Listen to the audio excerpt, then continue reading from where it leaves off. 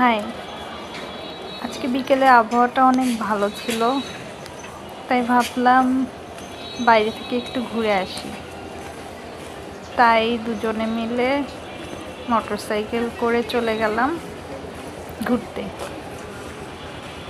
জানি না কোথায় যাব, যেখানে ভালো লাগে যাব।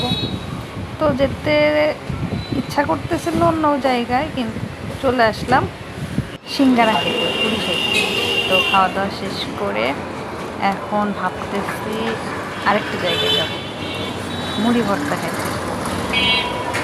তো চলেন মুড়ি ভর্তা খেতে যাই। তারপরে চলে আসলাম আমাদের নারায়ণগঞ্জে অনেক ফেমাস শাহী মুড়ি ভর্তা খাইতে। এখানে সবসময় অনেক ভিড় থাকে, কোনো সময় ফাঁকা থাকে না।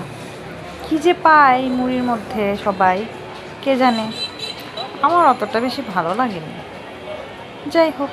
তারপরেও ট্রাই করে দেখলাম যে কী এমন আছে এটার মধ্যে যে মানুষ এত ভিড় করে সবসময় এই দোকানটাতে।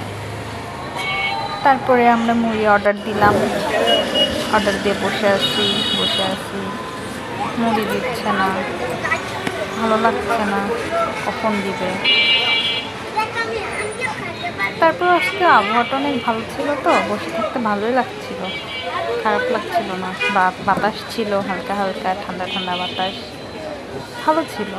তারপরে সন্ধ্যার দিন সময় ছিল, তো আরও বেশি ভালো লাগছিল।